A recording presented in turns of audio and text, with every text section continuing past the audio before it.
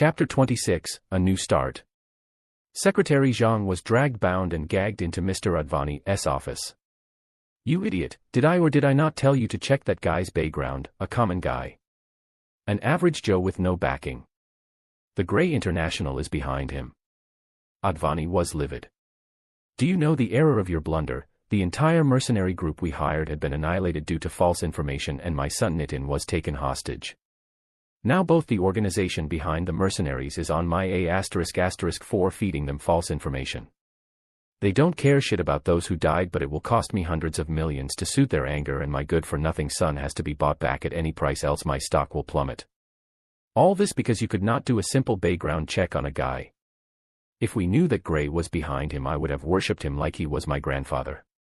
Advani was in a state of total mental breakdown. This was not what he wanted. Of course, Secretary Zhang was at a little fault, but truth is, even he did his own investigations on Rudra, but never did he found out about any backing at all, but he needed a scapegoat. Secretary Zhang said, "Sir, I have been with you since the foundation of Advani Multinational. I have earned more to you than this error. You know my worth, please forgive me," he begged. Advani was silent, then he removed an antique Colt revolver from his desk and shot 3 bullets through Secretary Zhang's chest. "There is no mercy in business," Advani said. "Rudra Rajput, I have lost a lot for you. One day I will make you pay." Country J, the Upside. The Upside was a massive township in its own right. Tall walls surrounding it 3 ways with an endless ocean on the 4th. A common beach, some private beach mansions, a private school, a university for all disciplines with world-renowned teachers. Cityscape mansions, tall business towers, a commercial street with only the best stores of top brands across the world. No one was allowed entry, not even the city police, without authorization. Drones patrolled the skies, and the Upside had its own law enforcement team. There was a huge logistics building, where package delivery from outside was tested and checked for any possible threats. Food was checked for poison before Upside staff delivered it to your house. The world's best hospital with helicopters to carry passengers for like saving 30 seconds, in case of medical emergency. Here even normal medical cars were custom-made luxury cars, faster than most police cars built for highway chases. Entertainment zones. Kids park, even an amusement park, water park and snow park. Whatever you thought one needed was available at Upside.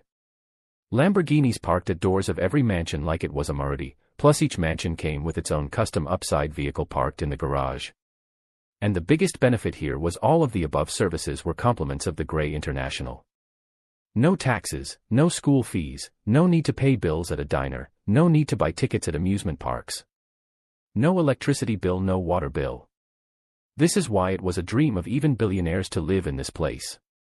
No disturbance at all, and each and every person living in the Upside was worth socializing with. Noon without status could live here. But the actual reality of Upside is, it's just a bribe to rope in the best talents in the world for the Grey International. Noon, who lives in the Upside, is unappreciative of Ethan Grey. Most would willingly help him at every chance possible, going above and beyond in the task assigned. The Grey International earned 6 times of what they spend to maintain the Upside from its residents. The high-priced mansions are only listed so to make the residents feel like they have bought their rightful place, and hence preserving their self-respect. Rudra's family was extremely elated to be here, and so was Rudra. Despite everything, he felt excited to be here. How could he not, living such an ordinary life in an ordinary environment up till now? Living in the Upside was like going from earth to heaven. He sighed, looking at his family's happiness. He thought, okay, Ethan Grey, you win. He was ready to make a deal with the devil if it meant his family could stay here happily. The new Rajput mansion was huge, with a private gym, swimming pool, and a small theater for 20 people. Each room was a 2 BHK flat in itself, with amenities stacked up and down. Gold was spread all around the house, from lamp fittings to doorknobs. Mahesh Rajput, Rudra's dad, had tears in his eyes. His good-for-nothing son actually brought him to spend his retirement in such luxury. He was really hard on him since childhood, but he did raise a competent and filial son. Little Max went mad with joy, running all around the house saying things like, "Look mom, there's a pool in our backyard, so big television." His parents hugged each other real hard. He heard his mom whisper to his dad, "Isn't our son something?" Rudra's heart clutched. How much he wanted his parents to be happy and proud of him. But the happiness did not last long. Upside staff arrived and said, "Mr. Rudra, can you please come with us to the administration office for the registration of the new house?" Rudra knew there was no registration, it was a meeting with the boss. "Lead the way," Rudra said. Chapter 27, Meeting Ethan Gray. At the heart of the Upside Township was the 100-floor massive gray tower. The tower was built in a way where it exuded psychological pressure on those who entered. Rudra could imagine, anyone who entered the tower for a business deal would go on the mental defensive from the moment he entered this grand tower. On the 100th floor of the tower, a beautiful blonde secretary wearing extremely tight formal clothing showing her voluptuous figure opened the door to Ethan Gray's office. Ethan Gray, one of the 6 trillionaires in the world and the youngest one at 31. His eyes took after his name Gray in color. His face clean-shaved and chiseled, and one could see that he was lean and fit even under his business suit. All in all, the most eligible bachelor in the world, not a single person barred. Rudra took his seat across Ethan, he alone on one side of the table, and 5 people with Ethan at the center sat across him. He could feel the intimidation in the numbers here. The mind games being played by Ethan Gray would render a weaker man defenseless. He said, "I would like to buy you, come work for my guild as an elder. I will pay you $300 million a year plus bonus on your work." Rudra smiled, this conversation was going as he wanted it to go. "With respect, Mr. Gray, I have earned $300 million this month alone from the game. Your offer does not interest me at all. Offer me $5 billion a year and I might consider, but I want because core elder is not my style. Guild leader is what I need. Not gonna happen." Ethan Gray frowned. This is not how he imagined this conversation would go. Rudra was of common background, he should not have the spine to talk to him face to face. Ethan was annoyed at first, but then after an advisor whispered something to him his attitude changed. He quickly turned the direction of the conversation while taking a new approach. "I assume you have a vision," Ethan said. "Guild leader of the most elite guild in the game, a luxury guild, with top of the top talent and a market reputation like Ferrari." Rudra said, not revealing much yet painting a picture. The 5 started to discuss again. They had positive thoughts about this but clearly wanted to repress Rudra to exploit him as much as they could without breaking his will. "It won't do. There's no money to be made, you are forgetting where you live, Rudra Rajput, unless you want to see your parents on the street you would agree to my terms." Ethan said blankly. Is his fate to be bullied? Always, everywhere, every time? Can I never stand as a proud man in any life? No. No. He must believe the worth of his own stock. Rudra was startled by this blatant threat. He had no choice but to stay in the Upside, and he was under the tiger's foot now. "I alone made $300 million this month alone, imagine what I can do if I have a guild. Make me a partner, not a slave, and I will bring you both fame and fortune," Rudra said, now in a pleading tone. Ethan thought for a while. He felt a different vibe from Rudra. Somehow he felt like this man was not meant to be treated as a subordinate but more like a partner. 30% shares of your guild, no compromise there. Unless you prove your worth, you will be on the road soon. My super guild will be your partner guild and you will operate under the gray banner. The moment you fail to deliver will be your family's last. He really did not want to give 30% of his guild to anyone for free. 30% of his guild should be worth upwards of $50 billion. Even a trillionaire like Ethan would think twice before buying. However, now he extorted it out of Rudra. Using the Gray name had its own benefits that could not be watered down. At least now no one else could have the courage to mess with him. However, that meant all his achievements as a guild master would only serve as a prestige enhancer for Gray International. Rudra could not rebel. He could only willingly lay down and work his best to make Ethan Gray money. Although he would also benefit from it. He could not run the guild like he wanted anymore. Although he was the boss, he would have to prioritize making money to keep Ethan satisfied. This is not how he envisioned his dream. Why was reality so cruel? He felt angry and powerless. He also felt hateful towards the bastard who invited him to the Upside to only make him a chess piece in his plan to devour trillions of dollars huge market of Omega. And easily extorted him, giving him a chance and mercy to keep his own free will. Just how puny was the greatest guild master? 30% put a dent in Rudra's heart. 30% in extortion. Ethan literally extorted billions out of him monthly for providing a shelter. At least he keeps his dream and his pride. Thought Rudra as he walked out of Grey Tower. He needed to work really hard to one day earn enough money to stand up against Ethan Gray. The current situation made him under someone again. His new start in life put him in the same place as his old one. He escaped nothing. Well, at least for now Ethan gave him a chance. Chapter 28, Moving Forward. Ethan Gray is a reincarnator just like Rudra. Ethan had lived his past life as an investment broker in a top firm. He died on New Year's Eve at the turn of the century year 2100 in a police lockup, unexpectedly, when his firm decided he was a liability. Reincarnated back into 2080, he washed off his opposition and became one of the 6 trillionaires in this world with his investment knowledge. His rebirth advantage took him a long way in life and he built an incredible empire out of it. But as 2100 hit, he started becoming more and more anxious. He was at his wit's end and the world was changing fast. Omega, and the new trillion-dollar market is not something he has experienced. Hence he is on the edge recently, and also the reason he accepted a nobody like Rudra into the upside where even billionaires find it difficult to enter. He felt a different vibe from Rudra. It was an inexplicable type of vibe that he could not put to words. He felt when he saw Rudra like he was seeing himself 20 years ago. Although it might seem like he was extorting Rudra of 30% share, he was actually providing a great value to him. With the name and backing of Gray International, the road will be much smoother for him. If he thinks for 1 minute that the elite guild he dreams of building will be let build by others without oppression, he was sorely mistaken. Respect needed power. Without power there was no respect, and as talented as Rudra maybe he had no real power. He had absolutely no intention of interfering with Rudra or appeasing him, which shocked him as this is not how he did most of his business. He was actually helping a kid realize his dreams by believing in him rather than controlling him. He still went ahead and threatened Rudra, but deep down he was a filial man himself and would never stoop so low as to remove a roof from someone's parents. Even his closest advisors actually told him to ask for 70% of the guild shares, but he actually on his own gut feel reversed it to ask for 30%. It was not like Rudra could deny him either way. What about Rudra Rajput is so different? This question baffled Ethan. Why? Back in the Purple Haze City, virtual world, Rudra did not want to think about what all happened in reality anymore. He did his family duty as a son. Now it was time to focus on his dreams and career.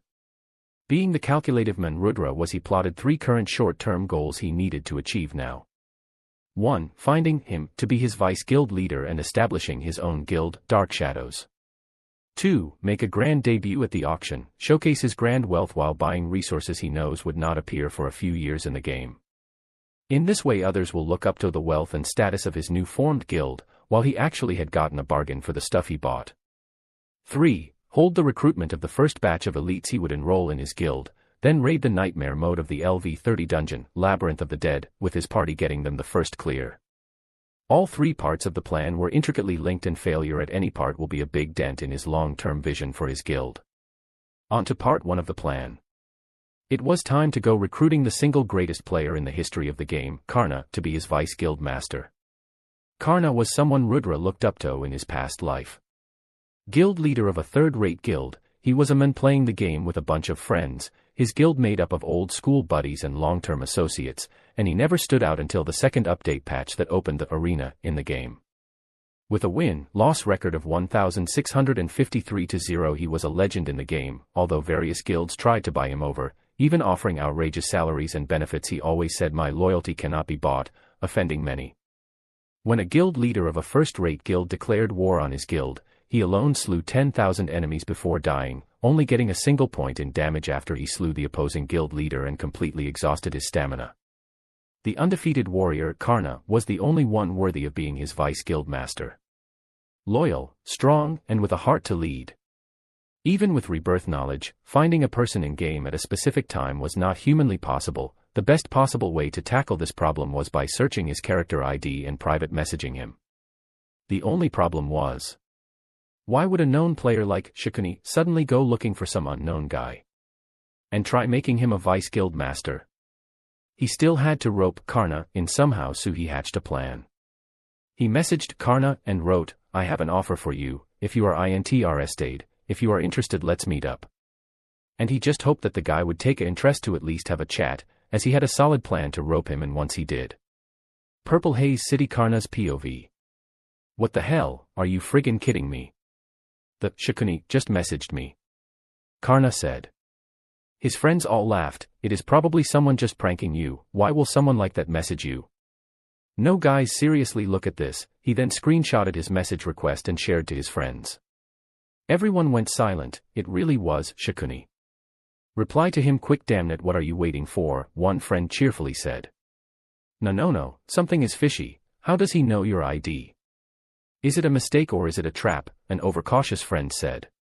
Discussion broke out amongst all of them on what to do. They all agreed that something about this situation seems off, but the curiosity got the best of them. Finally it was agreed to at least talk to him once, and hence Karna took a deep breath and replied. Sure, where? Chapter 29, A Master of Emotional Manipulation. Rudra could not possibly reveal his reincarnation secret to anyone. Not even his family. So there was absolutely no way in hell that he would tell it to someone he doesn't personally know too well like Karna, to recruit him into his guild. There was no logical reason for him to explain how he knew Karna, or tell him directly about joining his guild as a vice guild master. What Rudra did pick up in his last life, though, was cheating and deception. Make no mistake, ladies and gentlemen, Rudra Rajput is not a clean guy. He is not a white angel, nor is he a dark devil. He is somewhere between the 50 shades of grey. He will manipulate and deceitfully lie about anything to spin the situation in his favor. The previous famous game before Omega was Royal Road. The game was an immersive MMORPG, but it still did not have a full dive technology. However, it dominated the market for the past 20 years and had a huge player base. In the documentary about Karna in his last life, called A Day in the Life of the Undefeated Karna, his previous guild in Royal Road, called Karni Sena, means Karna's army, was briefly mentioned. Using his past life knowledge of this event, he decided to hatch a plan. In the VIP lounge of a hotel in Purple Haze City, Rudra and Karna sat opposite each other and tea was served. Karna was naturally nervous about this meeting, seeing the stature of the men sitting opposite him. So what business do you want to discuss? Karna asked. I won't delay you for long. You may not remember me, but you are my benefactor. Once in Royal Road you helped me with clearing a world boss in the wilds, and not taking a single thing from the drop. It was probably nothing for a high-level player like you. However, it helped my gaming career a lot. Karna was baffled. Did such an event occur? Well, he was a teenager while playing Royal Road, and people played under-game characters in Royal Road with no resemblance to their real self, hence it was hard to say if he really did not meet him, considering it was 5 years ago he stopped playing the game. Rudra continued, I could not help you back that time. But that one act of kindness that you showed me, made me who I am today. I was hooked to gaming because of how cool you looked slaying the boss I could not. Alone like a piece of cake. With time I improved my gaming skills, and today I am fortunate enough to be able to give a little back for that favor you showed me that day. Rudra took out the epic rank slaughterer blade he got from the emissary of Church Quest. He saved it for Karna himself, as he planned on getting him for a long time. I can never pay you back for your kindness. However, please accept this small gesture of return. Karna was now completely at a loss of what to do. A friggin' epic ranked weapon. Noon in the game had even seen dark gold weapons yet, and Shikuni gave him an epic ranked one just like that. Is this real? Just what kinda guy is Shikuni to remember such a small kindness and return it 1,000-fold with such humbleness? His heart moved. In this cutthroat world, maybe this guy is an idiot just like him. I cannot take this. It's too much, Karna said. Rudra pretended to look hurt and said, please accept it. It is just a token of my heartfelt gratitude. Karna was really tempted to take this blade away, but his honor as a man made him say the words that Rudra tricked him into saying. I will accept your gesture under one condition. He said. Yes. Rudra asked. If you want us to be even, ask me of a service I am capable of, which you believe is of equal value to this weapon. I will do whatever you ask of me to fairly earn this weapon. Karna knew he could never dream to pay for this weapon. Even 10% of this weapon's worth would make his 7 generations bankrupt. It was too valuable to be accepted as a gift, however as a reward it was still acceptable for his self-conscience. He did not want to take advantage of Rudra's kindness. Rudra pretended to be in deep thought. However, he was inwardly thinking, you are watching a master at work. I am planning to make a guild for elites only. It is my dream to gather only the finest of the talents in a guild together. We may be only 30 or 50 people, however we will be the cream of the crop who everyone will respect. I need a capable vice guild master though. Will you be interested? Rudra asked. Karna's heart moved again, this guy. Even now he was bestowing more and more favors on him. Just how pure is the guy sitting in front of him? Is he from the same dog-eat-dog world he lived in? Karna felt he was undeserving of being in a guild for all elites, however he felt that Rudra would be eaten raw in this dog-eat-dog world if left alone. He felt a sense of possessiveness to protect that guy's innocence. And for that reason alone he thought he will be around to ensure this guy's smooth sailing. He promised to work hard and prove his worth to the guild and Rudra. Although he wanted to stay with his old guildmates from Royal Road and Skuldrens. He was so caught up with the Rudra character that he felt moved enough to jump ship. Hence he said, although I'm not deserving, it would be my honor. Rudra manipulated Karna into feeling indebted to him while he started the conversation as an indebted person willing to return a favor. The way he manipulated Karna's emotions lived up to his in-game name of the greatest schemer to ever live on the face of the earth, Shakuni. Booyah. Task 1, check. Rudra was extremely elated. He told Karna to settle whatever needed to be settled and meet him in 2 hours for the foundation of the guild. Karna was in for a big surprise when he would learn about the Platinum Guild token and the Grey International's support behind them. Becoming Rudra's right-hand man would prove to be the best decision he ever took in his life. While Rudra was happily celebrating the signing of his vice guild master, a system notification rang. //148. 2100 hours 3. // Rudra smiled. About time, he whispered. Everything was on track. The next few days will be very crucial and busy for the completion of his plans. He was excited for the challenge, just bring it. Chapter 30, Establishing the Guild. With addition of Karna to his party, the time to form his guild had arrived. The starting point of his dream. Rudra went to the city administration office, where he was treated with extreme reverence and escorted to the VIP room quickly, where the manager of the Purple Haze City personally came to attend him. Rudra's status as the emissary of the church demanded respect from the king himself, so this was considered pretty normal. How can I help, esteemed lord, today? The manager asked politely. Well, I'm here to register a GUID. Rudra replied nonchalantly. Oh, so esteemed lord wishes to form a guild, may I ask if the lord has a guild token? Here. Rudra took out the Platinum Guild creation token. Seeing the Platinum token, the manager's hand started to shake and he was at a complete loss for what to say. TTTHHH, Thias, Sheshari, he stuttered, holding the Platinum token, like he was holding his mother's heart itself. After regaining his composure, he said, these are the available plots where you can set up your guild. Please choose one. Rudra looked at the plots available to set up his guild and he was shocked to see one in the inner city.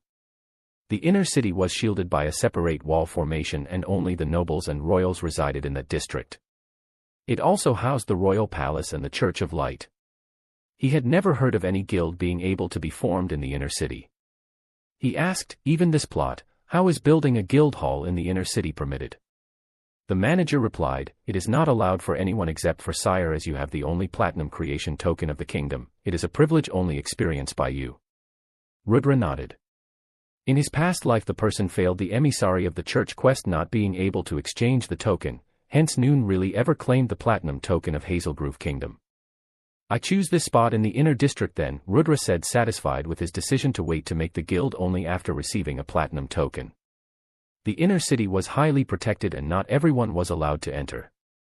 It would make scouting and ambushing the guild very difficult due to its location. Also, even during war, when the city is breached, the inner city can be closed and will be protected by a barrier formation. Hence it could be said that his guild would be in the best of the best locations. It would cost 100 gold coins to register your guild, but as sire is a viscount of the Hazelgrove Kingdom, that fee is waived. The manager said. Please choose a guild name and the process will be complete. Looking at the keyboard in front of him, Rudra typed in the words Dark Shadows before pausing. He wanted to make Dark Shadows to show his defiance to the White Radiance Guild owned by Nitin, who bullied him to no end in his last life.